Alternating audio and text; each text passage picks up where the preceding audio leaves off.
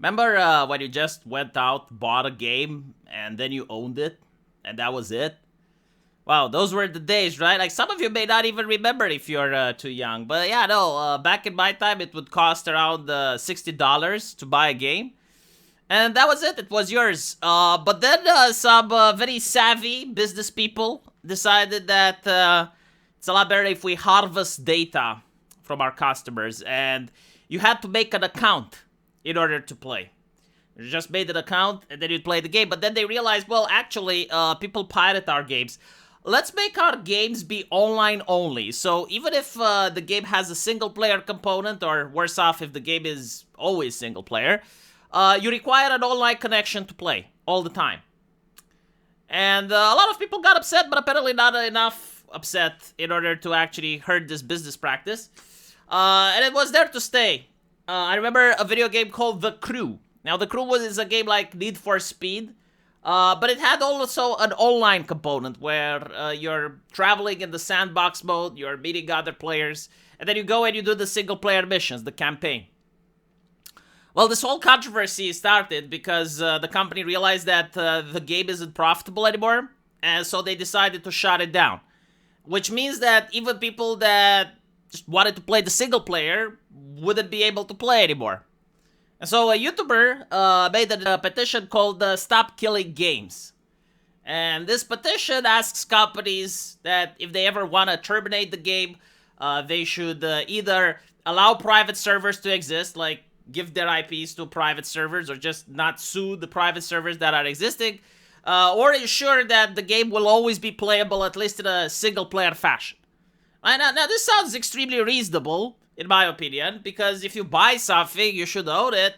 I understand that the corporations desperately want you to not own the product and just buy a license, but it seems that the market is against that trend.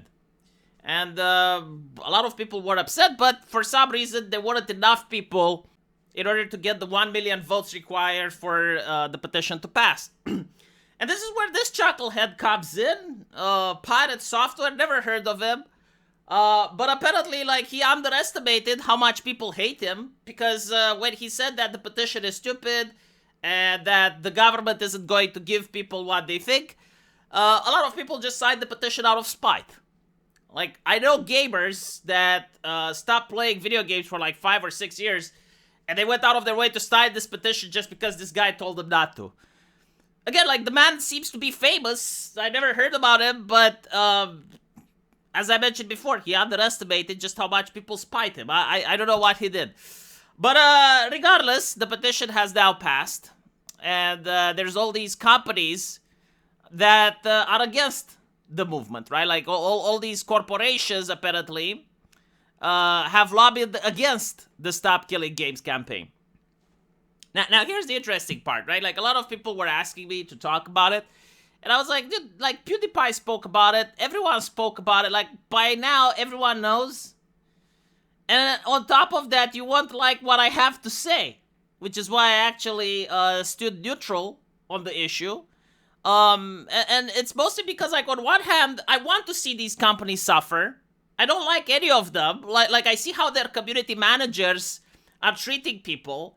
I see what representatives from these companies are talking in public about communities like mine, you know, gamers, geeks.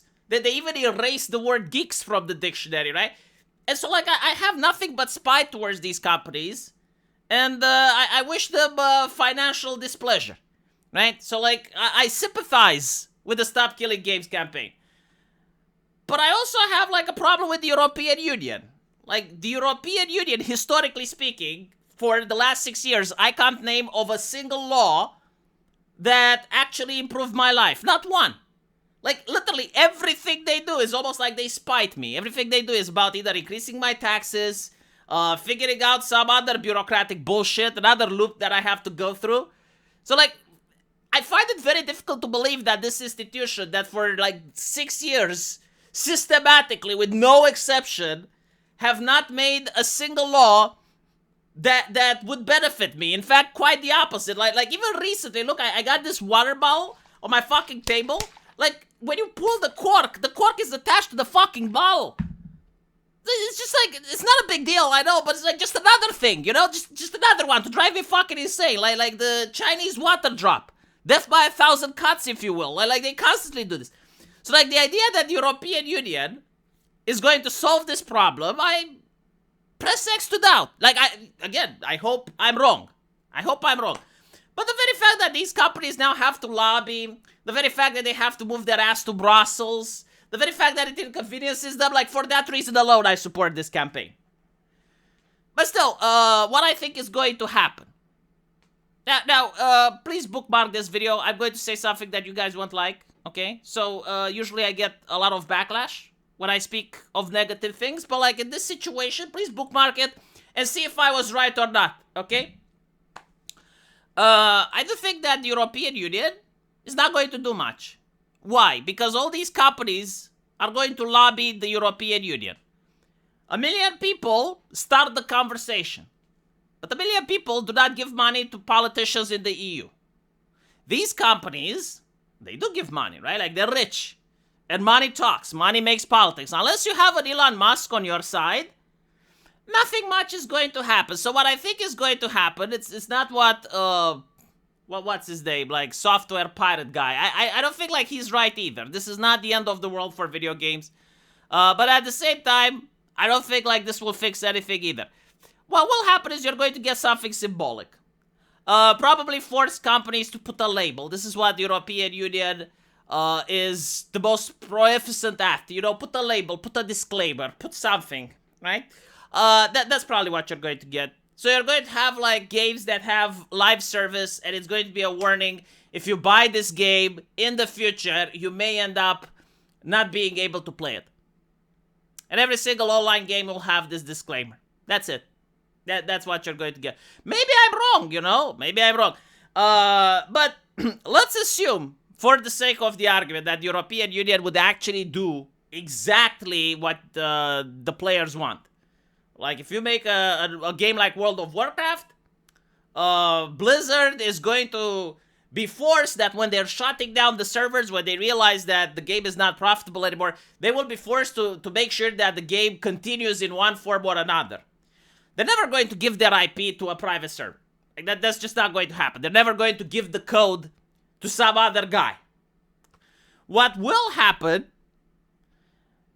if you're a company that's for profit and you're forced by the European Union to comply, you're going to do the bare minimum in order to be compliant, right? Like, put yourself into the shoes of a company. Isn't this what you're going to do? Like, and so what they are probably going to do is that they're going to remove all the multiplayer from the game. And it's going to be like World of Warcraft is single player. Probably, you know, the bare minimum. Like, if they're really asshole-ish about it, they will just let you walk in Ogrimmar and that's it. And it's like, well, you still play the game. Like, it's still a single player, you play the game, right? They did their duty towards the European Union, because, like, that's what you're asking them. Like, they're not doing their duty towards the consumer. They don't give a shit about the consumer. They make a phone gacha game like Diablo Immortal and it makes millions of dollars with minimum investment. Or they make Hearthstone. Or they make some pinball game in China and that's where their money is. They don't give a shit about, you know, people playing World of Warcraft, especially if the game would be bad enough to not warrant profits. And so what they would do is, like, the better bit, but, like, still, it's Blizzard, right? So, like, let's assume they give a little bit of a shit. You're going to have, like, World of Warcraft single player. That's it. It's like, you can do the quests, you can walk around, but if you go into a dungeon or anything that requires a group, good luck. You know, maybe out-level the instance and then you can do it. That's my take. Maybe I'm wrong, but I don't think so, because I'm trying to figure out, okay, if I'm one of these corporations, and the European Union tells me that I need to keep the game running forever, or at least allow people to download it in a single-player mode, I'll make the bare minimum.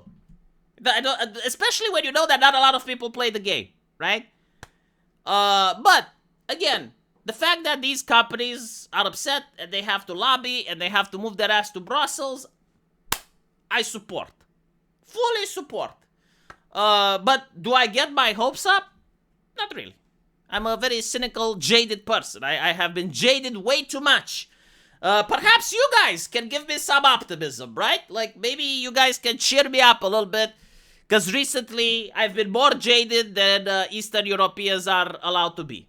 Like, I'm already jaded due to my racial trait of being Eastern European, and due to recent events in the gaming industry, even more so than required. So, yeah, maybe you guys can cheer me up.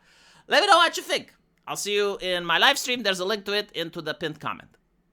Take care.